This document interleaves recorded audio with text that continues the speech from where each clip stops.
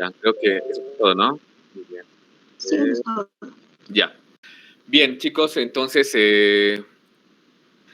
listo. Primeramente, algunos no me conocen. Buenas noches, soy el doctor José Quispe. Soy especialista en medicina interna y diabetes.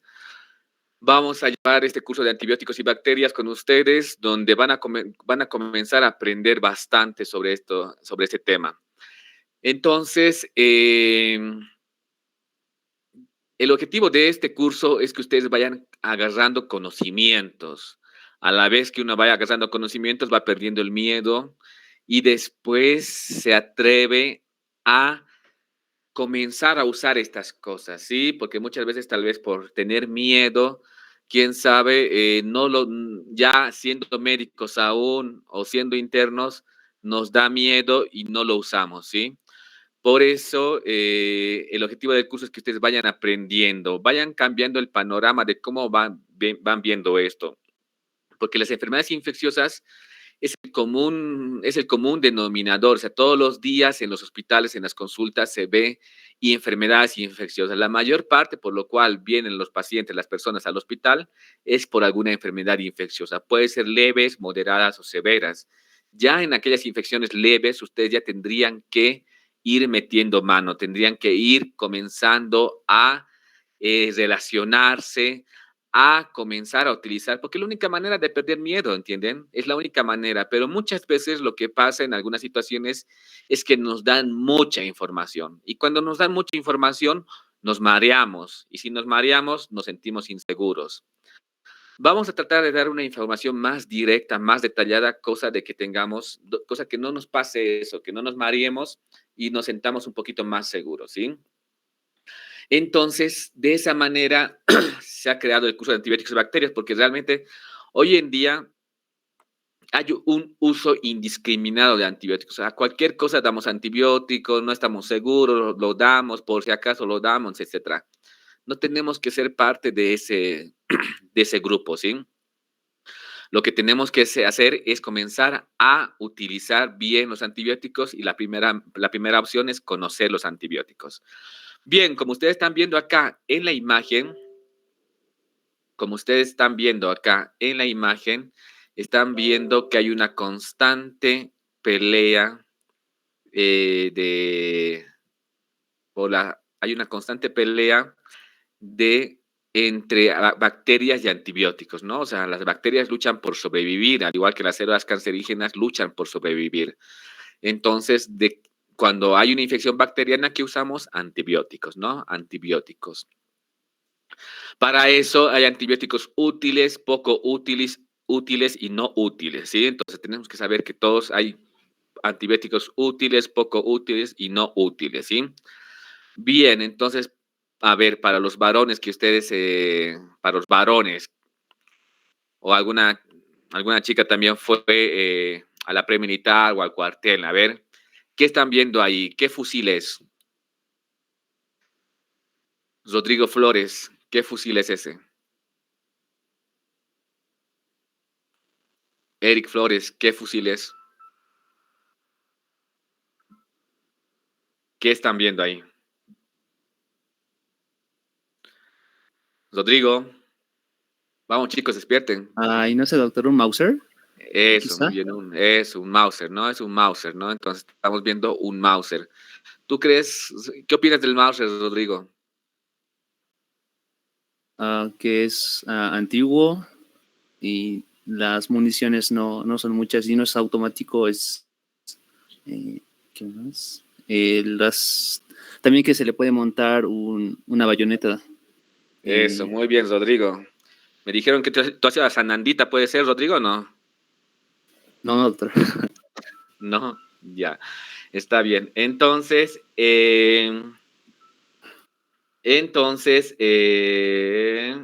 bien, sí, es poco usado, sí, ya el fusil Mauser es poco usado, sí, el fusil Mauser es poco usado.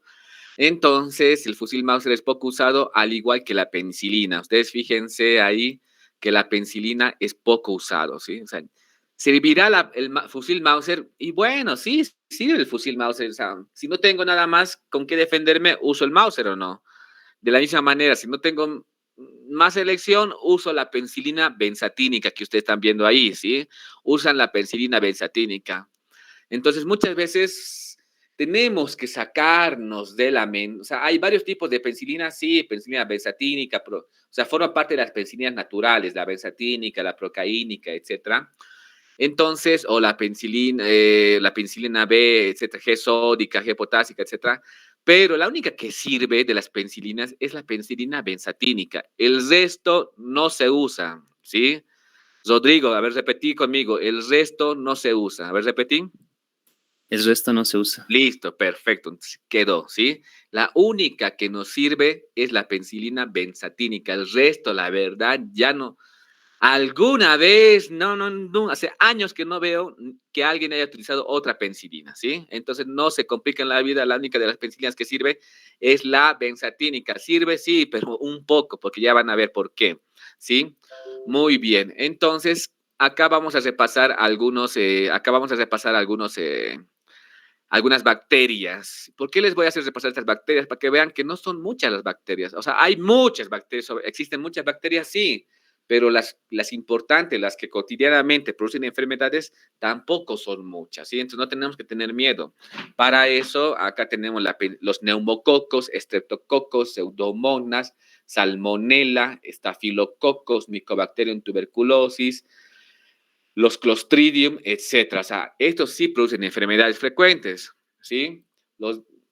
Hay Neisseria, Acinetobacter, Estafilo, Pseudomonas nuevamente, Clostridium, Escherichia coli, la Escherichia coli, Mycobacterium tuberculosis, Klebsiella, etcétera. Son las bacterias que producen enfermedades. Más de estas bacterias vamos a repasar. Quién sabe alguna que otra más, pero no hay más bacterias que nos interesen, ¿sí? Acá estas son las mismas que estas en la mayoría. Se están repitiendo. O sea, no hay muchas bacterias importantes, por así decirlo, ¿sí? Hay cocos, bacilos, espirales, vibrio cólera, etc. Lo que lo quiere decir es que no hay muchas bacterias que van a producir realmente infecciones importantes, ¿sí? ¿Dónde viven las principales bacterias? ¿Cuál es su hábitat de las principales bacterias? Por ejemplo, los estafilos, los estreptococos, su hábitat habitual es la superficie de la piel. El hábitat habitual es la superficie de la piel, ¿sí? Estafilo es importante, sí. Estreptococo epiógenes es importante, sí. ¿Dónde viven? En la superficie de la piel. Los neumococos son importantes, sí. ¿Dónde viven? En la cavidad nasal principalmente, sí. Viven acá en la cavidad nasal principalmente. ¿El Mycobacterium tuberculosis es importante? Sí. ¿Dónde vive el Mycobacterium? Principalmente en pulmones de personas infectadas. Ahí vive el Mycobacterium tuberculosis. Y aparte, también de forma latente puede permanecer por muchos años en los ganglios peribronquiales. ¿Sí? En los ganglios peribronquiales puede permanecer de forma latente hasta que la persona baja sus defensas y quién sabe, puede reactivarse, ¿sí? Pero permanece ahí por bastante tiempo. La Escherichia coli, ¿dónde vive? Principalmente en el intestino. Ahí vive la Escherichia coli, ¿sí? Esa es su casa, su hábitat. El Clostridium que produce las enfermedades, las diarreas más severas están producidas por el Clostridium. ¿Dónde vive? En el intestino.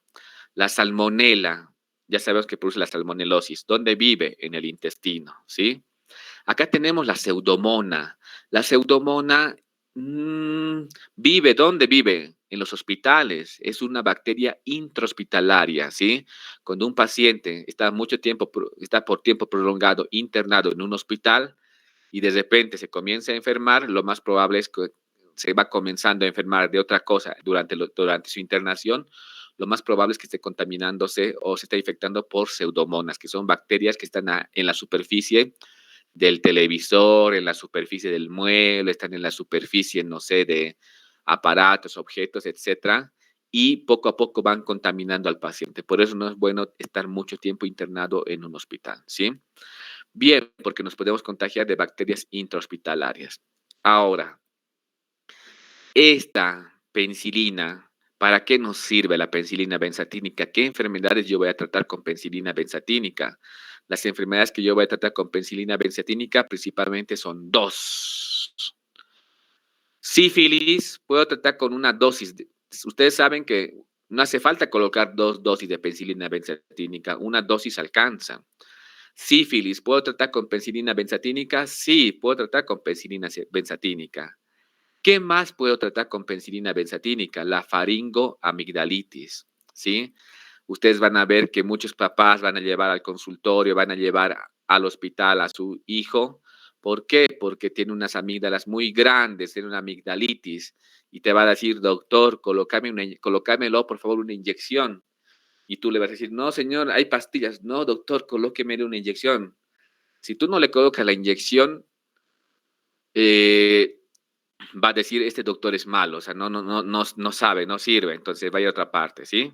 Entonces, en esos casos, muchas veces, sí, se le puede colocar una inyección de penicilina benzatínica a esa paciente que tiene una faringoamigdalitis, ¿sí? ¿Nos sirve para eso? Sí.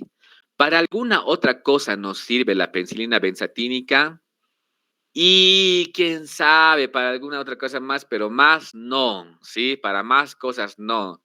Ustedes saben que hay muchos pacientes, muchos familiares o personas que dicen, colóqueme una inyección. Saben que antiguamente toda la vida han colocado inyecciones de penicilina. Entonces quieren eso, porque alguna vez de chicos les han colocado a ellos una inyección de penicilina y les ha hecho bien. Entonces, si quieren que se les coloca, no hay problema, ¿sí? Pan, una inyección, obviamente siempre controlando que no sea alérgico a la penicilina, ¿no? Pero le colocan una inyección y va a mejorar bastante, se va con una dosis tranquilamente intramuscular, como es la penicilina benzatínica, tranquilamente va a mejorar, va a curarse la faringoamigdalitis, ¿sí? Tranquilamente va a curarse la faringoamigdalitis, ¿sí? Para otra cosa nos servirá la penicilina benzatínica y la verdad que para más cosas no, porque hoy en día ya existen más medicamentos y no hace falta colocar una penicilina, ¿sí? O sea, no. Pero por ahí, alguna cosa más, sí, puede ser que alguna cosa se nos esté escapando, pero más no, ¿entienden? No. Entonces, no. Para las demás enfermedades hay otro tipo de medicamentos, ¿sí? Pero no se puede discutir que es buena para la sífilis, no se puede discutir que es buena para alguna faringoamigdalitis, ¿sí? Quedamos entonces en eso. Esta diapositiva lo que nos muestra es que existen penicilinas naturales. Dentro de las penicilinas naturales está la penicilina benzatínica, ¿sí? Hay la procaínica, hay la penicilina G sódica, la penicilina G potásica, pero ya esa G sódica, G potásica, ya no se fabrica, ¿sí? Ya no hay, no van a encontrar, a menos que lo encuentren en un museo, no lo van a encontrar, no hace falta aprenderse, ¿sí? Penicilina procaínica, hasta hace muchos años que ya no veo que coloquen penicilina procaínica, ¿sí? Entonces, ustedes no van a ser los primeros de que no. Benzatínica, sí. ¿Cuánto dura su acción de la penicilina benzatínica? Dura 30 días, ¿sí? Dura 30 días. Entonces, una inyección alcanza, ¿sí? Una inyección alcanza. Bien, no discutamos más, no se dice más. Esa es la historia de la penicilina benzatínica, ¿sí? ¿Dónde van a actuar las penicilinas? Ya vamos a ver dónde actúan todo eso, ¿sí? Pero no hay más de la penicilina benzatínica, ¿sí? No queramos buscar más cosas porque no las vamos a encontrar. Bien, ustedes saben que las bacterias se dividen en dos, bacterias gram positivas y gram negativas, ¿no? Siempre cuando veamos una bacteria, lo primero que se nos tiene que venir a la mente es, ¿será gram positiva? ¿Será gram negativa? ¿Qué bacteria será?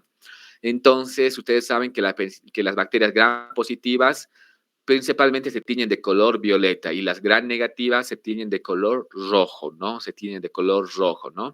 Entonces, la gran división, gram positivas, gram negativas. Esto de acá a unos meses se van a ir olvidando, segurísimo, como ya se han olvidado de bacterio. Pero vean, hay que repasar, hay que recordarse, porque así nos vamos a orientar. Ah, si es gram positiva, sirve esto, sirve este medicamento. Si es gram negativa, este medicamento. Poco a poquito, si hacemos esa lógica, nos vamos a ir acordando, ¿sí? Bien, ustedes saben que la división de gram positivas y gram negativas principalmente tiene que ver con su pared bacteriana, ¿sí? Gram positivas y gram negativas. Las gram positivas principalmente tienen, fíjense acá, tienen una capa de péptidoglicano grande. Las gram positivas tienen una capa de péptidoglicano gruesa, ¿no? Tienen una membrana citoplasmática y una capa de péptidoglicano gruesa. Las gram negativas tienen una membrana citoplasmática, tienen una capa de péptidoglicano delgada y tienen una membrana externa, ¿sí? Entonces, la principal diferencia entre gram positivos y gram negativos es principalmente la pared bacteriana. ¿Sobre dónde actúan las penicilinas? Principalmente destruyen la pared bacteriana de una bacteria, ¿sí? Las penicilinas actúan destruyendo la pared bacteriana de una bacteria. Entonces, acá, ¿cómo los antibióticos actúan sobre las bacterias? ¿Cómo los destruyen? Principalmente los va a destruir al inhibir, al destruir la pared bacteriana, al inhibir la síntesis de DNA, al inhibir la producción de proteínas a través de los ribosomas, etcétera, ¿sí? Entonces, las penicilinas van a actuar, van a hacer su efecto acá, a este nivel, a nivel de la pared bacteriana. Las penicilinas hacen a este nivel su efecto a nivel de la pared bacteriana. Entonces, van a destruir poco a poco la pared de las bacterias y van a explotarlas. ¡Puf! Van a explotar como pipocas las bacterias. ¿Por qué? Porque tienen gran presión intracelular, ¿sí? Entonces, es como el huevo, ¿no? El huevo, la cascarita está intacta, se raja la cáscara del huevo y ya prácticamente el huevo ya no sirve, ¿no? De la misma manera la bacteria. Prácticamente si la pared se daña, la bacteria ya está a punto de destruirse, ¿sí? ¿Qué antibióticos son aquellos que destruyen o atacan la pared de la bacteria? Principalmente las penicilinas que estamos viendo y que vamos a seguir viendo, las cefalosporinas como la ceftriaxona que ustedes han escuchado, los carbapenémicos como el meropenem, el imipenem y los monobactámicos, ¿sí? Entonces, esos antibióticos son las que destruyen la pared de la bacteria, ¿sí? Entonces, fíjense, son penicilina, cefalosporina, carbapenémicos, etcétera, ¿sí? Los que destruyen la pared de la bacteria. Entonces, prácticamente se dan cuenta, hemos hablado de el fusil Mauser y la penicilina, ¿no? Entonces, prácticamente, ¿sirve todavía? Sí, sirve, la verdad que sirve, nos ayuda bastante, pero ya poco a poquito hay otros medicamentos. Entonces, acá, Rodrigo, ¿qué estás viendo ahí en la imagen? ¿Qué fusiles? Ahí no sé, doctor, un M40 o... eh, Muy casi, no, no, un fusil que tenemos en Bolivia. Tú la llevas seguramente ahí en Sanandita. ¿Qué es? mm, ¿el FAL? Eso, el FAL, muy bien. Es un fusil FAL. Obviamente está nuevito, todo bien cuidadito, entonces es el fusil FAL, ¿sí? Bien, entonces eso, muy bien. Uy, Luz Baña sabe, ¿sí? FAL. Muy bien, entonces, entonces ya, o sea, hoy en día ya el Mauser como que, ya, pero tenemos los fusiles FAL. Con los fusiles FAL, tal vez podemos matar más cosas con los fusiles FAL, podemos matar bastante, ¿no? Obviamente el Mauser en su época pues era lo máximo, ¿no? Pero ya quedó un poquito antiguito, pero también después apareció el FAL, entonces con el FAL tal vez un poquito podamos destruir más cosas, ¿no? Entonces, ¿qué sería el FAL? El FAL sería esto, ¿sí? La amoxicilina, ¿sí? O sea, wow, la amoxicilina. Muchos dirán de ustedes, pero doctor, la amoxicilina ya no se usa, ¿no? O sea, y la verdad puede ser, porque hoy en día en los hospitales o los médicos estamos dando muy poca cantidad de amoxicilina. ¿Eso estará bien? Para mí que no. Para mí que no. ¿Sí? La amoxicilina tendríamos que seguir usando amoxicilina, ¿sí?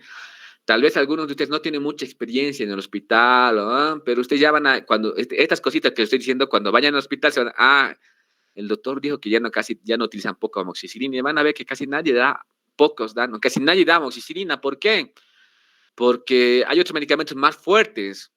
Entonces, quieren darlo. O sea, los médicos no. Uy, si yo doy amoxicilina, me van a decir que no sé. Prefiero dar, no sé, levofloxacino. Uy, levofloxacino. Cuando alguien da levofloxacino, wow, o sea, sabe, ese doctor sabe. No es así, ¿sí? Nos estamos engañando, ¿sí? Nos estamos engañando, o sea, a veces porque está de moda tal medicamento, tal antibiótico, etcétera, damos eso. Por ejemplo, en en la pandemia, ¿qué antibiótico estaba de moda? Todo el mundo daba ceftriaxona. ¿Estará bien eso? Para mí que está recontra mal, ¿sí? O sea, la ceftriaxona, no pueden, ya cuando leemos ceftriaxona van a ver que realmente hemos hecho mucho daño, ¿sí? Obviamente no en todos los casos, pero van a ver, ¿sí? Entonces, la amoxicilina, sí, ¿por qué la amoxicilina es como este fusil? ¿Por qué? Porque la amoxicilina es potente, ¿sí? Vamos a ver, ya la vamos a conocer. La amoxicilina forma parte de las penicilinas, ya no es una penicilina natural como la penicilina benzatínica.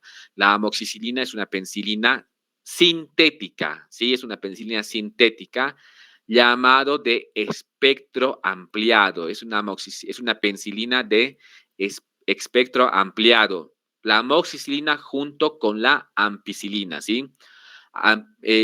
Forma parte de las penicilinas, sí, pero penicilinas sintéticas de espectro ampliado. ¿Y por qué se llamará de espectro ampliado? Porque ataca tanto a gram positivas como a gram negativas. Si ustedes se dan cuenta, principalmente las penicilinas que hemos hablado antes, la benzatínica atacaba gram positivos, a los cocos, ¿no? ¿Quién produce la faringoamidalitis? El estreptococo piógenes, ¿no? Entonces, o el neumonio también puede producir. Son cocos gram positivos, ¿sí? Los estreptococos son cocos gram positivos. Entonces, la penicilina benzatínica ataca a los gram positivos. Principalmente la mayoría de los gram positivos son cocos. Entonces, a los cocos gram positivos, ¿sí? Y no así, la penicilina benzatínica no tenía nada que ver, no atacaba, no destruía a los gram negativos. La penicilina benzatínica no atacaba ni destruía a los gram negativos. Entonces no funcionaba sobre los gram negativos, solamente sobre los gram positivos. En cambio, esta amoxicilina ataca a los gram positivos y ataca a los gram negativos. Entonces ustedes dirán, wow, entonces la amoxicilina destruye todo. Entonces, para todo, y en teoría, sí, se ataca a los gram positivos, gram negativos, tendría que destruir a todos, ¿no? O sea, a los gram positivos, a todas las bacterias. Y en su época, sí, o sea, en su época la amoxicilina fue pues como, wow, o sea, con esto prácticamente están erradicadas las enfermedades infecciosas. Y en su momento fue así, ¿no? Si se atacaba gram positivos, gram negativos, y las bacterias se dividen en dos, gram positivos, gram negativos, en su época era lo máximo, ¿no? Pero obviamente que después las bacterias tampoco son tontitas, ¿no? Entonces, han comenzado a defenderse de la amoxicilina. ¿Mediante las qué? Mediante las beta-lactamasas, ¿no? Entonces, las bacterias, muchas bacterias han hecho resistencia a la amoxicilina, ¿no? Por la producción de beta-lactamasas. Entonces, ahí también, o sea, o sea, después de un tiempo han dicho, no sé, como que fabriquemos otros medicamentos porque poco a poco están venciendo a la amoxicilina, ¿no? Pero actualmente vamos a ver que la amoxicilina todavía sirve para algunas cosas. Entonces, la amoxicilina viene de 500 miligramos y viene de 1000 miligramos, o sea, de 1 gramo, ¿no? La amoxicilina viene en dos presentaciones, 500 miligramos y 1000 miligramos, o sea, 1 gramo y 500 miligramos. Esas dos, ¿sí? Obviamente, los adultos vamos a tomar siempre las de 1 gramo, ¿no? 1 gramo, 1 gramo, 1 gramo, y se da cada 8 horas, ¿sí? Ahora también vamos a repasar eso, ¿sí? La amoxicilina se da un comprimido vía oral cada 8 horas, dependiendo, los días dependen de la enfermedad, pero más o menos se da uno cada 8 horas. O sea, es la famosa pastilla que se da mañana en el desayuno, en el almuerzo y en la cena, ¿sí? ¿A qué hora voy a tomar, doctor, esta pastilla? En el desayuno, en el almuerzo y en la cena, ¿sí? Muy bien. Entonces, ataca a los gram positivos y gram negativos. ¿Y cuáles son los gram positivos más famosos? Los gram positivos más famosos hemos dicho que son que son los cocos, ¿no? ¿Y cuáles son los cocos más famosos? Los cocos más famosos son el Streptococcus pyogenes, es el Staphylococcus aureus, que viven en la piel, ¿no? Y también el Streptococcus pneumoniae, que vive en las cavidades nasales, ¿no? Entonces, también los gram negativos más famosos, ¿cuáles van a ser los gram negativos más famosos? La Escherichia coli es la más famosa de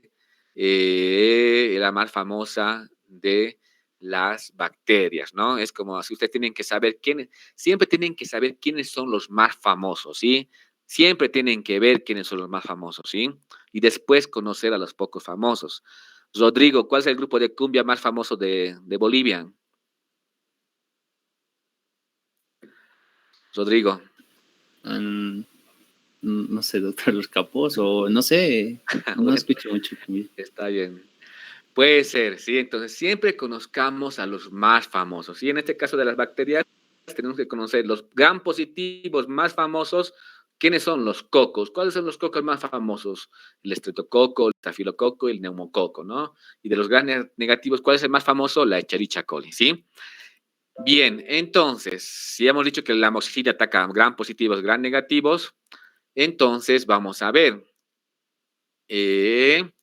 Bien, los gram positivos,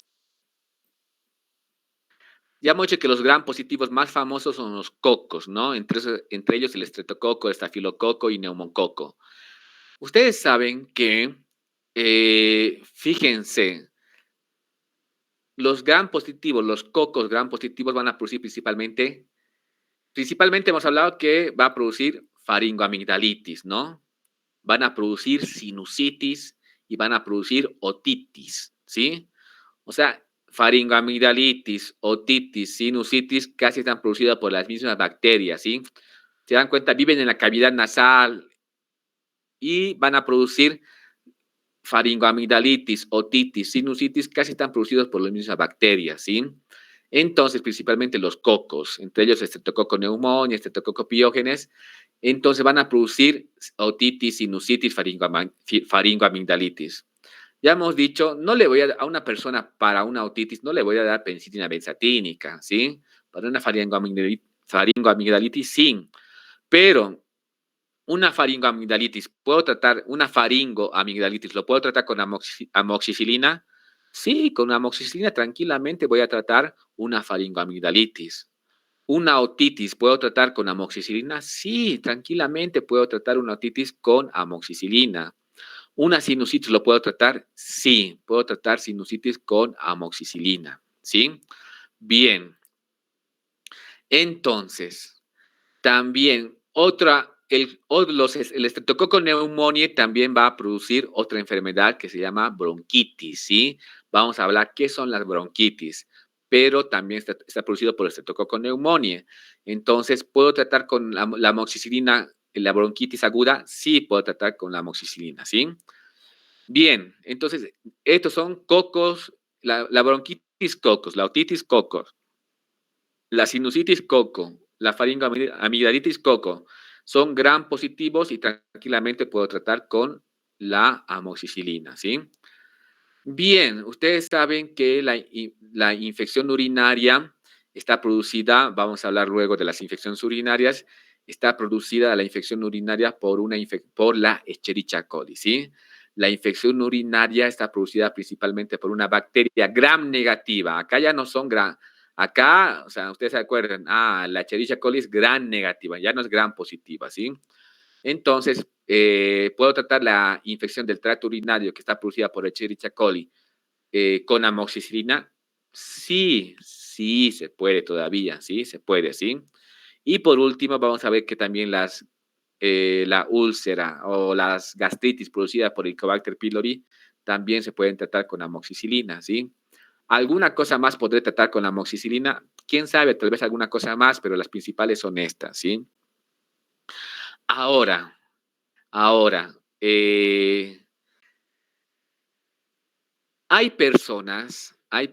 que el mensaje tiene que ser este, ¿sí? Ya les dije que estas bacterias, hay resistencia actualmente, ¿hay resistencia a la amoxicilina? Sí, hay resistencia a la amoxicilina.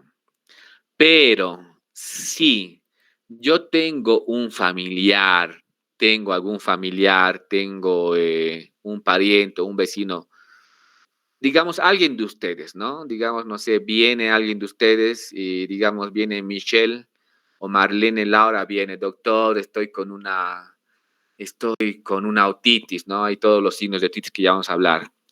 ¿Le podré tratar con amoxicilina? primeramente debo decir, mira, Marlene, ¿tú qué edad tienes? No sé, tengo 24 años. Muy bien. ¿Te has enfermado tú alguna vez? No, doctor, yo casi nunca me enfermo. Ah, perfecto. ¿Tienes alguna otra enfermedad? No.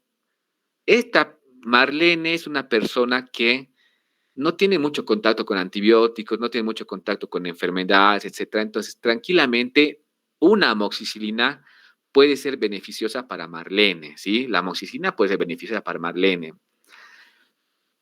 Si o alguien de ustedes viene con síntomas de infección urinaria, es su primera infección urinaria, es una persona joven, no tuvo antecedentes de tener infecciones urinarias antes, no tiene otras enfermedades, ¿será que la amoxicilina será bueno para ustedes? ¿Para alguien de ustedes? Sí, sí, va a ser bueno porque todavía su cuerpo no impresiona que haya hecho resistencia a la amoxicilina.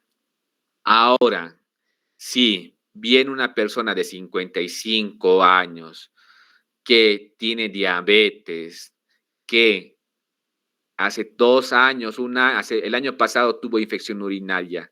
¿A esa señora le daré amoxicilina? No, obviamente no le voy a dar amoxicilina porque esa persona ya tuvo mucho contacto con antibióticos, tiene otras enfermedades, es mayor, etcétera. Entonces tendría que elegir otro medicamento para su infección urinaria. Pero para ustedes, la amoxicilina en estas situaciones tranquilamente caería bien. ¿Sí entiendes, Rodrigo? Sí, doctor, se entiende. Listo. Entonces, ese mensaje es importante porque después se hacen bolas y dicen, ah, ah, ah, ah. Ahora, si tuviéramos en los consultorios, en los hospitales, más paciencia, con calma, tal vez haríamos esto. Pero como no tenemos paciencia, hay mucha demanda por X o Z motivos, etcétera, etcétera, siempre le damos antibióticos fuertes, ¿sí? Yo no sé, a mi hermana no le daría, digamos, si tiene una otitis, no le daría, no sé, no le daría clotrimazol, no le daría otra más fuerte. ¿Por qué le voy a dar? Le estoy arruinando su cuerpo. O sea, en vez de, obviamente sé que se va a curar con otro antibiótico fuerte, se va a curar de su otitis, pero le estoy creando resistencia. ¿Para qué? ¿Qué necesidad hay de darle otro antibiótico mucho más fuerte que ya vamos a hablar más adelante? ¿Entienden? Yo les digo esto en el sentido de que muchas veces en pacientes en el COVID que no tenían fiebre, no estaban internados, no estaban hospitalizados, no les faltaba el oxígeno, le estaban inyectando ceftriaxona. O sea, eso no. Es como que ustedes quieran matar una gallina con un fusil. ¿Tiene sentido matar una gallina con un fusil? No. Muchos estamos matando gallinas con fusiles. Actualmente creo que sí, ¿sí? Entonces, fíjense esa relación, ¿sí? Muy bien. Entonces, ya sabemos que la sífilis es una úlcera, principalmente en el aparato genital masculino o femenino, una úlcera con fondo limpio, ¿no? La sífilis, ¿no? Una úlcera con fondo limpio o varias úlceras con fondo limpio, no dolorosas, no dolorosas, que pueden ser tratadas con penicilina benzatínica. Una inyección de 2.400.000 tranquilamente le hace bien. Después, una faringoamigdalitis en una paciente con sus amígdalas inflamadas, con criptas ocupadas por la pus, entonces tranquilamente también una penicilina benzatínica les caería bien. Ahora, hemos hablado también de la amoxicilina, que viene de 500 miligramos y 1 miligramo, o 1 gramo, perdón, en comprimidos. Puedo tratar una faringoamigdalitis con amoxicilina, también puede estar bien, ¿sí? Una otitis también puede estar bien, ¿sí? Yo les recomendaría que se compren un otoscopio para que siempre, no cuesta muy caro, para que puedan ver, porque muchos van a venir, me duele el oído, y no den antibióticos sin ver el oído, ¿sí? Tienen que ver el oído y la membrana timpánica tiene que tener un color blanco nacarado, ¿no? Entonces, pero si tienen alguna infección, seguramente lo van a ver eritematoso, ¿no? Va a estar eritematoso. Entonces, ya estoy fijándome que ese oído tiene una otitis, ¿no? Tiene una otitis de oído medio. Tenemos también la sinusitis, ¿no? La sinusitis del seno frontal, seno etmoidal, seno maxilar, tienen sinusitis. ¿Qué es la sinusitis? La acumulación de pus, ¿no? O sea, en los senos nasales, en los senos también tenemos moco, ¿no? Pero muchas veces, al igual, también este moco se puede infectar, ¿no? Puede haber alguna infección por estreptococo, neumonía, hemófilus, etcétera, y se van a infectar y producen sinusitis. ¿Cuál es la sintomatología de la sinusitis? Principalmente cefalea, ¿no? Cuando uno mueve, agacha la cabeza, cambia de posición, etcétera, va a tener un dolor importante, ¿sí? Va a tener un dolor importante, o sea, va a tener un dolor opresivo. Cuando uno agacha, levanta la cabeza, cambia de posición, va a tener un dolor insoportable, ¿sí? Y también a la presión. Entonces, principal síntoma de la sinusitis, ¿no? ¿Cómo diagnosticamos sinusitis? Principalmente con radiografías. Ustedes si ven acá, esta radiografía, principalmente estamos viendo el seno maxilar derecho ocupado por un contenido, en este caso moco infectado, ¿no? Fíjense acá, el mismo seno maxilar, pero del lado izquierdo está limpio. En cambio, este está ocupado por moco, ¿no? Entonces, acá estamos hablando de sinusitis. De la misma manera, esta radiografía nos muestra este seno maxilar vacío. En cambio, este seno maxilar está ocupado por moco, ¿no? Hay una congestión de moco acá en este nivel que está infectado y lo que va a llevar a una sinusitis, ¿no? Entonces, hay que tener mucho cuidado con la sinusitis o titis, ¿no? Hemos dicho que también existe lo que es la bronquitis, ¿sí? Ustedes van a saber que antes de que se produzca una neumonía, la neumonía es la infección de los pulmones y cuando hablamos de pulmones estamos hablando de alvéolos pulmonares, ¿no? Estamos hablando de alvéolos pulmonares. Pero antes de que los alvéolos se infecten, se va a infectar los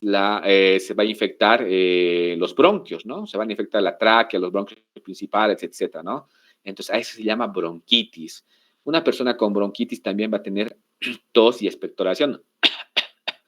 Va a tener tos y expectoración con moco, con mucosidad, va a ser mucopurulento, ¿no? Va a ser mucopurulento.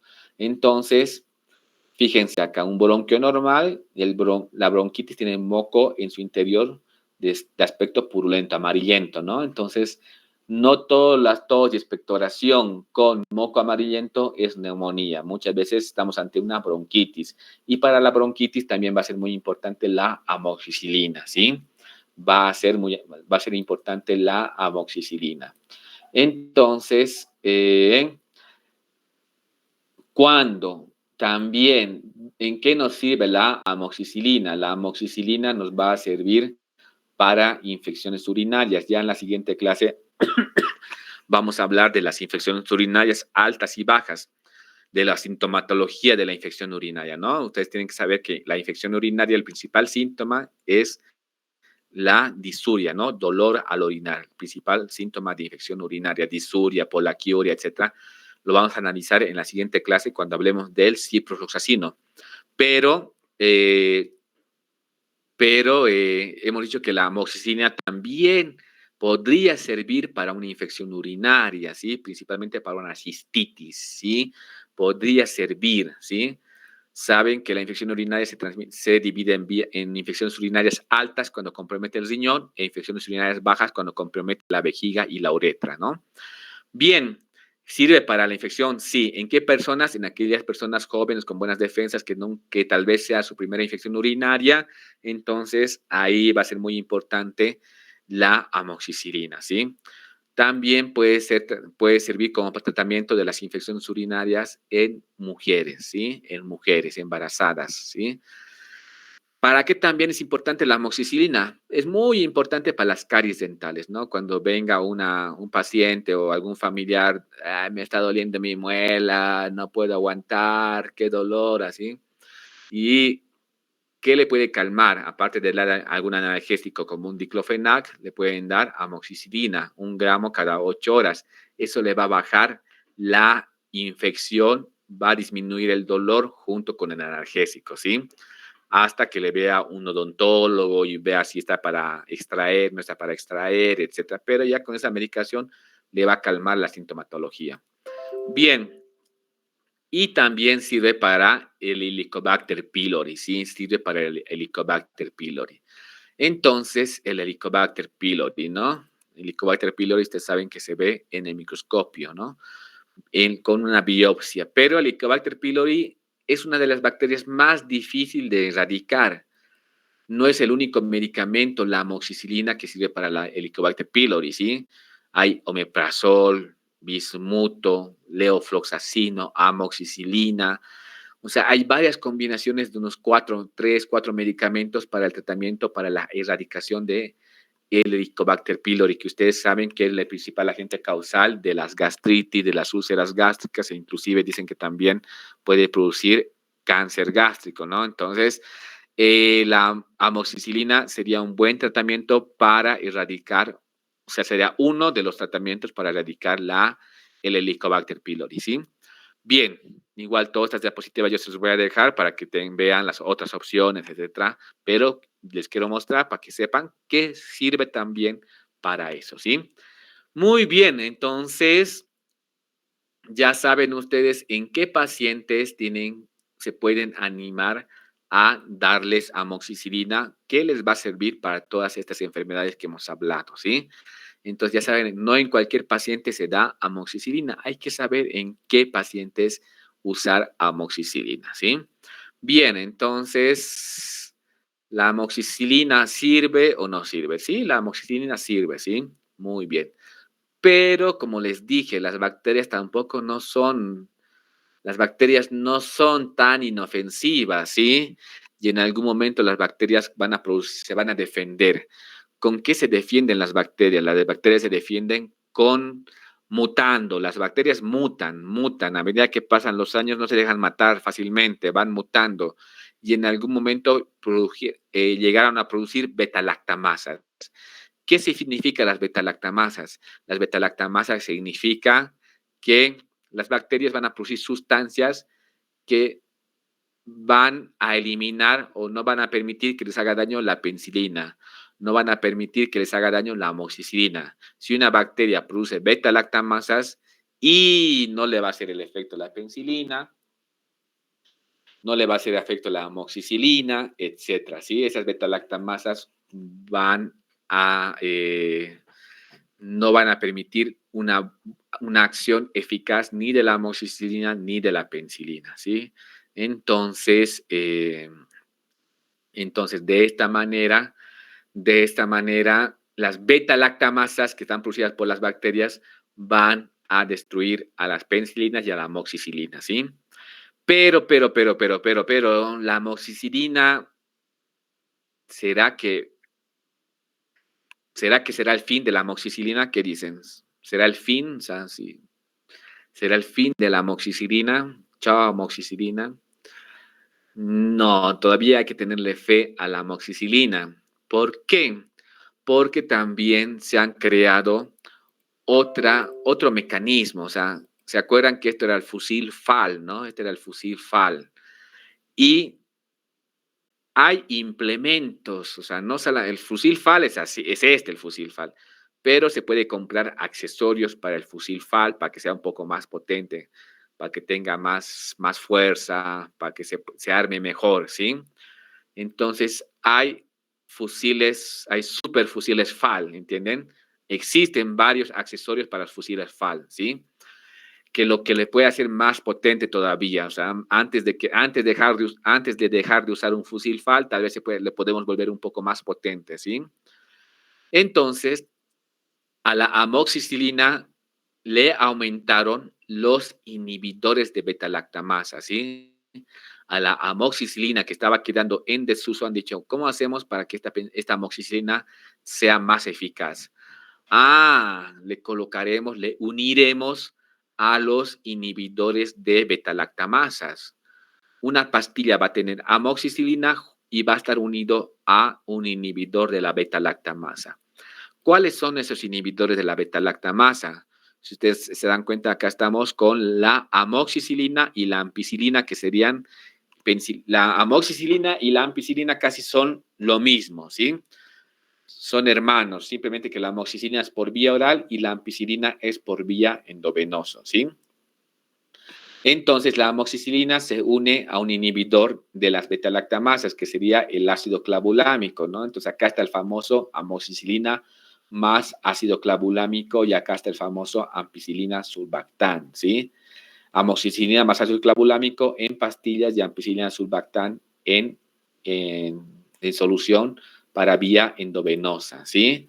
Entonces, con esto ha tenido más tiempo de duración. Actualmente se usa mucho la amoxicilina más ácido clavulámico, lo cual lo estamos viendo acá. Como ustedes ven acá, amoxicilina de 875 miligramos más ácido clavulámico de 125 miligramos. Sumado esto, ¿cuánto es? 1 gramo, ¿no? O sea, 875 más 125 es 1 gramo, ¿no? Entonces, esto es el famoso amoxicilina más ácido clavulámico que se da cada 12 horas, ¿sí? Entonces, ya no se da cada 8 horas como la amoxicilina, se da cada 12 horas, ¿sí? Entonces, ¿es más potente? Sí, esto es más potente. ¿Por qué? Porque el ácido clavulámico, que es el inhibidor de la beta-lactamasa, va a unirse a la beta-lactamasa, va a tratar de destruir, se van a destruir entre los dos, ácido clavulámico más beta-lactamasa, se van a destruir. ¿Y quién va a quedar vivo? La amoxicilina. Entonces, la amoxicilina va a poder matar a las bacterias, ¿entienden? El ácido clavulámico se va a unir a la beta-lactamasa, se van a destruir entre los dos, va a seguir vivo, o sea, no va a haber, va a seguir vivo la amoxicilina y la amoxicilina va a hacer su efecto. Antes, la amoxicilina no hacía su efecto, ¿por qué? Porque las beta-lactamasas les destruían, ¿sí? Bien, entonces, ¿qué enfermedades podemos tratar con la amoxicilina más ácido clavulámico? Y prácticamente lo mismo que la amoxicilina, o sea, lo mismo que las mismas enfermedades que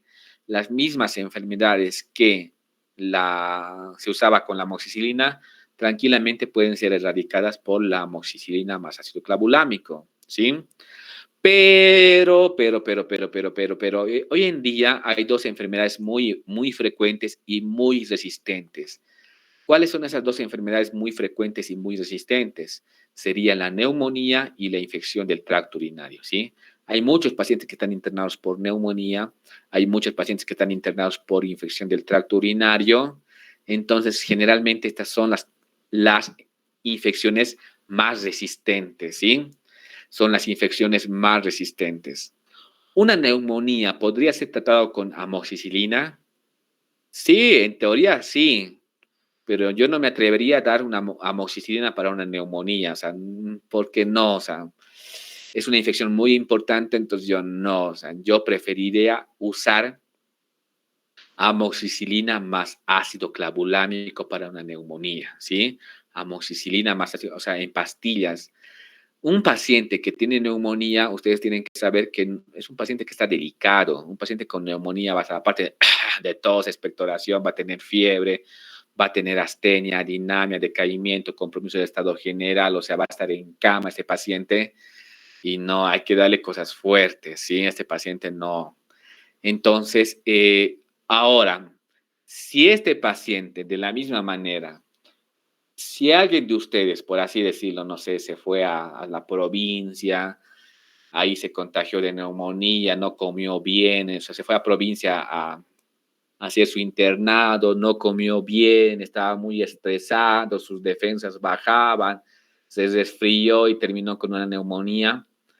Sigue siendo, siguen siendo ustedes unas personas jóvenes.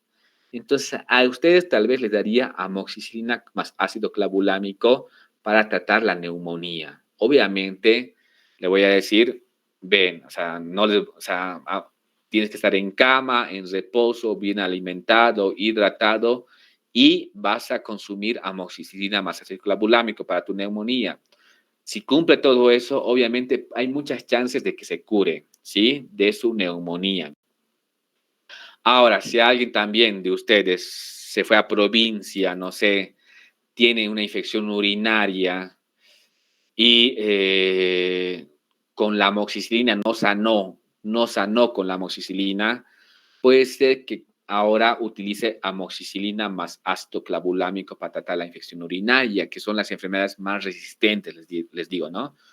¿Podré usar ciprofloxacino en ese caso de la infección urinaria? Sí, también, pero en este caso estamos hablando de amoxicilina más ácido clavulámico.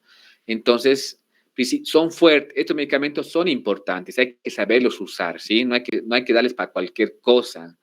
Hoy en día estamos dando muchas veces antibióticos para cualquier cosa, o sea, sin estar seguros de que tenga algo, ¡pum!, tomate esto. ¿Qué le doy ahora? ¿Qué le doy? ¿Qué le doy? Tomate amoxicilina más ácido clavulámico. No es así, ¿sí? Por eso tenemos que tener mucha clínica, tenemos que estar seguros, tenemos que estar conscientes de que estamos dando un antibiótico fuerte, ¿sí?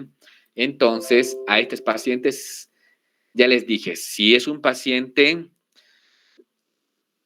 generalmente las neumonías y las infecciones del tracto urinario importantes tendrían que estar internados.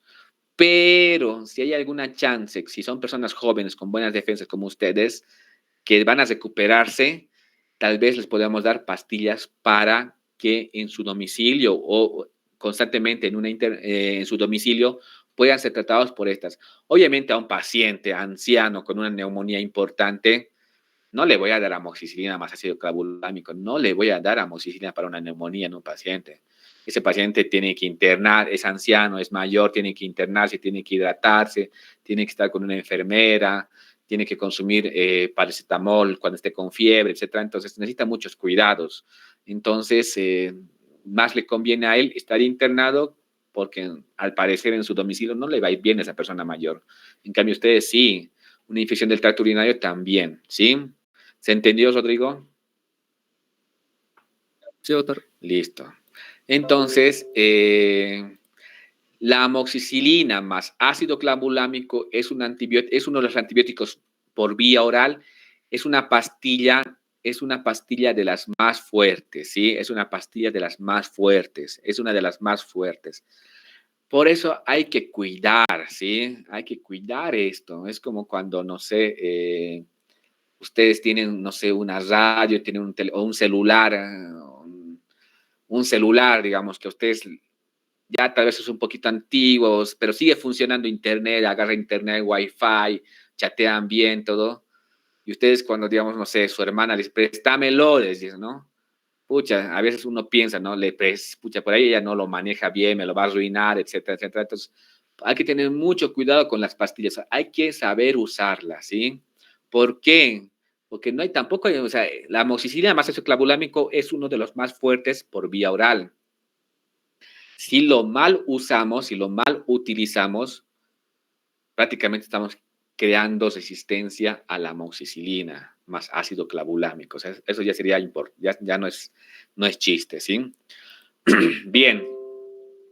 Ahora, ¿qué pasaría si no le hace efecto esta amoxicilina más ácido clavulámico, no le hace el efecto? ¿Qué otra penicilina? Seguimos en la familia de las penicilinas. ¿Qué otra penicilina le podría dar a un paciente que está internado? ¿Qué otra penicilina le podría dar?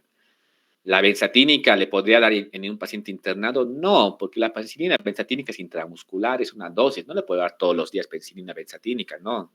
No sirve para pacientes internados la penicilina benzatínica. Ya hemos dicho que hay otra penicilina de espectro ampliado, ¿no? Hay otra, el hermano de de la amoxicilina se llama ampicilina, ¿no? Entonces la ampicilina era de uso endovenoso. Entonces, si ya agoté la amoxicilina, le voy a dar un antibiótico endovenoso. ¿Cuál sería? La ampicilina, ¿no? La ampicilina. En este caso, la ampicilina no viene solo, viene más un inhibidor de las beta-lactamasas. Como les dije, la ampicilina más sulbactam, ¿no? Ampicilina más sulbactam, ¿no? Entonces, esto sí viene para administración endovenoso, ¿sí? Endovenoso. Y en Bolivia también tenemos la amoxicilina más sulbactam, ¿sí? Cosa que en otros países no hay amoxicilina más sulbactam. En otros países hay simplemente ampicilina sulbactam, que prácticamente sería lo mismo casi, ¿no? Amoxicilina sulbactam y ampicilina, no hay diferencia, prácticamente sería lo mismo, pero bueno, otros lo van a conocer como ampicilina sulbactam y otros lo van a conocer como amoxicilina sulbactam. Viene de 1500 miligramos los dos, sumado los dos viene de 1500 miligramos, ¿sí? O sea, 1.5 gramos, ¿no? Por eso se da 1.5 gramos cada 6 horas, ¿no? La ampicilina sulbactam, 1.5 gramos cada 6 horas, ¿sí? Bien. ¿Y para qué nos va a servir la ampicilina sulbactam en pacientes internados? ¿Para qué? Si yo tengo que decir, ¿cuál será el antibiótico endovenoso más suave, por así decirlo? ¿Cuál será el antibiótico endovenoso más suave? Si yo tengo que elegir el antibiótico endovenoso más suave, entonces necesariamente es la ampicilina más sulbactam, ¿sí? Es la más suave. Luego tenemos, no sé, ciprofloxacino endovenoso, levofloxacino endovenoso, ceftriaxona endovenoso, etc. Hay muchos más potentes. Tal vez el más suavecito sería la ampicilina sulbactam endovenoso para pacientes internados, ¿sí? Entonces, es bueno la ampicilina sulbactam. Todavía se sigue usando y se debería continuar usando en pacientes internados. ¿Qué enfermedades yo voy a tratar con la ampicilina sulbactam? Prácticamente las mismas, ¿sí? Pero ¿cuáles son aquellas enfermedades por las cuales el paciente se va a internar? ¿Qué enfermedades le va a llevar? Cualquiera de estas enfermedades, no sé, una faringoamigdalitis puede internarse si es una faringoamigdalitis muy severa, que no le está dejando tragar adecuadamente, se está deshidratando el paciente, etc. Sí, tal vez se quiere internación. Una otitis, quién sabe, por ahí alguien dice, no, este paciente requiere internarse y por ahí se puede internar y puede ser tratado con ampicilina sulbactam. Pero las causas más frecuentes de internación son las neumonías y las infecciones urinarias. Si un paciente tiene indicación de internación, se va a internar, no le voy a dar amoxicilina, no le voy a dar amoxicilina más ácido clavulámico, le tengo que dar un medicamento endovenoso, en este caso le puedo dar ampicilina sulbactam para una neumonía, le puedo dar ampicilina sulbactam para una infección del tracto urinario, ¿sí? Entonces serían las dos indicaciones más frecuentes de uso de ampicilina sulbactam, ¿sí? Para personas internadas, ¿sí? Entonces, de esa manera ya estamos hablando de pacientes internados, ya estamos hablando de pacientes que se van a internar, ¿sí? De pacientes que se van a internar. Entonces, la amoxicilina, la ampicilina sulbactam, tal vez sea la penicilina una de las penicilinas más fuertes, ¿sí? Para pacientes, o sea, dentro del grupo de las penicilinas va a ser más fuerte que la amoxicilina, que la penicilina benzatínica, etc. Entonces, la ampicilina sulbactam es importante, ¿sí? Para pacientes que se van a internar. Seguramente hoy en día muchos en la provincia están siendo tratados con ampicilina sulbactam, ¿sí? Ya, ojalá, espero. Entonces, ahora, habíamos hablado de que, principalmente hemos hablado de que estas enfermedades, sinusitis, otitis, faringoamigdalitis, están producidas por estreptococos.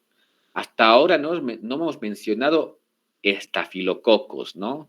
Los estafilococos también van a producir, son los agentes causales más frecuentes o uno de los más frecuentes que van a producir infecciones en la piel. Los estafilococos van a producir infecciones en la piel, ¿sí? Van a producir infecciones de la piel. Estos estafilococos producen también penicilinasas, ¿sí? Los estafilos producen penicilinasas, que al igual que las beta-lactamasas, las penicilinasas van a destruir a los medicamentos van a destruir a la amoxicilina, van a destruir a la penicilina, etcétera, ¿no? Entonces, hay unos medicamentos que son muy específicos, para los estafilococos, ¿sí? Están dentro del grupo de las penicilinas. O sea, hay un grupo,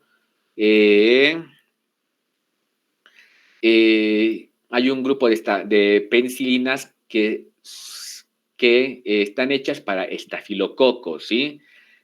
Hay un grupo de penicilinas que están hechas para los estafilococos. ¿Cuáles son esas penicilinas que están hechas para estafilococos? La oxacilina, la cloxacilina, la dicloxacilina, ¿sí? La oxacilina es endovenoso y la cloxacilina es por vía oral, ¿sí? Están hechas principalmente para estafilococos, ¿sí? Para estafilococos, ¿sí? Entonces, ¿cuáles serán esas enfermedades que van a producir los estafilococos? Principalmente ustedes han debido ver a niños con impétigo, ¿no? A niños con impétigo. Entonces, esto de color doradito está producido por estafilococo aureus, ¿no? Por eso se llaman aureus, ¿no? Entonces, estafilococo aureus, impétigo. ¿Qué más está producido por estafilococo aureus? Otros impétigos, ¿no? O sea, otra forma, esto también acá estamos viendo impétigos, ¿no? Principalmente alrededor de la de la boca, ¿no? Los impétigos, ¿no? Están producidos por estafilococcus aureus. ¿Qué más está producido por Staphylococcus aureus? La foliculitis, ¿no? Esto que a veces nos sale en la piel, ¿no? Lleno de pus, ¿no? Uno los revienta y sale pus, ¿no? Son foliculitis, ¿no? Entonces, esto está producido por los Staphylococcus, ¿no? Está producido por Staphylococcus aureus, ¿no? Muy bien. Que también los forúnculos, ¿no? Los forúnculos están producidos por Staphylococcus aureus, ¿no? Principalmente alrededor en la barba o en el cabello, ¿no? Que también los forúnculos, otros forúnculos, ¿no? Están producidos por Staphylococcus aureus. Esto también alguno nos salió, ¿no? Estos forúnculos a nivel de la peribucal, los forúnculos por Staphylococcus aureus, ¿no? Entonces, son esas enfermedades, en las chicas, principalmente cuando se depilan la axila, puede salir forúnculos, ¿no? Entonces, Staphylococcus aureus, ¿no? Entonces, son un grupo de penicilinas sintéticas que, eh, que van a destruir específicamente a los estafilococos, ¿no? Entonces, son penicilinas sintéticas que van a destruir estafilococos. Son la oxa, cloxa y dicloxa, ¿no? En nuestro medio principalmente tenemos la cloxacilina endovenoso y la dicloxacilina por vía oral. Ahora, un impético, etcétera, podría ser tratada con amoxicilina más ácido clavulámico o con amoxicilina en algún caso. Sí, podría ser tratado. Por eso no es muy útil. Ahora también hay un medicamento que es la cefalexina. Es una cefalosporina es de primera generación, la cefalexina, que han debido escuchar muchos de ustedes. Pero, o sea, en la práctica clínica diaria no se da, o sea, no se indica mucho estos medicamentos, ¿sí? Algunos sí, estaría bien que lo indiquen, claro que sí, porque están indicados para el impético, el forúnculo, la foliculitis, etcétera, está indicado muy bien. Pero tal vez no estamos muy acostumbrados como médicos, muchas veces no estamos muy acostumbrados, tal vez un dermatólogo, no, esto es impético, y sí, tome esto, más específico, ¿no? Pero muchas veces lo que damos para infecciones en la piel puede ser una cefalexina, una cefalosporina de primera generación, que tampoco no cuesta muy caro y también le va a hacer efecto. Entonces, sepan que existe este medicamento. ¿Por qué? Porque es utilizado. No es muy frecuentemente utilizado, pero si uno está seguro, esto es simpético, listo. Sé que con la dicloxacilina le va a hacer. Esto es un forúnculo, listo. Tengo que tener la seguridad que ahí hay estafilos, entonces va a matar a los estafilos. Esto es una foliculitis, sí, entonces va a matar a los estafilos, listo. Pero también hay otros medicamentos como la cefalexina, que es un medicamento muy utilizado en infecciones de la piel, que tal vez eso ya nos hemos acostumbrado a usar cefalexina, cefalexina, cefalexina, ¿sí? En los cuales yo me incluyo, ¿sí? Pero tal vez deberíamos retornar a lo que es estos medicamentos. Lo malo es que muchas veces hay algunas infecciones que no solamente tienen estafilos, sino que también tienen estreptococos. Entonces, si yo mato solamente estafilos, van a quedar vivitos los estreptococos, ¿entienden? Entonces, como que, pero bueno, por eso hay que estar un poquito seguros para indicar esto, ¿sí? Muy bien, entonces en esta clase lo que hemos aprendido son las penicilinas. En esta clase hemos ido aprendiendo las penicilinas, ¿sí? hemos visto que la evolución de las penicilinas, hemos visto la evolución de las penicilinas desde las penicilinas más antiguas hasta las penicilinas un poco más fuertes, que les he dicho que es la amoxicilina más ácido clavulámico, las indicaciones y las principales enfermedades donde se puede tratar con estos medicamentos, ¿sí? Ya les he dicho qué enfermedades son las más frecuentemente utilizadas y hay que tratarlas muy bien, hay que saber utilizar estos antibióticos, ¿sí? Perfecto. Entonces, bien, de acá a 15 minutos aproximadamente vamos a comenzar con la segunda clase, ¿sí? Para que después ya en conjunto todos pasemos ya a la tercera clase, etcétera, con los de quinto año, etcétera, etcétera, etcétera, y estemos todos al ritmo, ¿sí? Muy bien. Entonces, Margeli, ¿estás ahí? Sí, doctor, estoy acá. Ya, entonces, ajá. Listo. Bien, entonces, bueno, pues los que ya saben, ¿no? Las clases de antibióticos van a ser así. Se dan cuenta, han aprendido bastante y todavía nos quedan 6 clases más, ¿sí? Nos quedan 6 clases más. Entonces, van a aprender mucho, van a aprender mucho. Estamos aprendiendo todavía una parte. ¿Vamos a volver a hablar de infecciones urinarias? Sí, porque tenemos que hablar de ciprofloxacino, tenemos que hablar de ceftriaxona, tenemos que hablar de muchas otras enfermedades, ¿sí? Entonces, todavía vamos a hablar de muchos otros medicamentos. Entonces, falta todavía. Tenemos que hablar de laboratorios, tenemos que conocer laboratorios, tenemos que conocer algunas cosas importantes. Sí, tenemos que conocer. Entonces, bien, acá me imagino que todos ya han colocado sus nombres, ¿sí?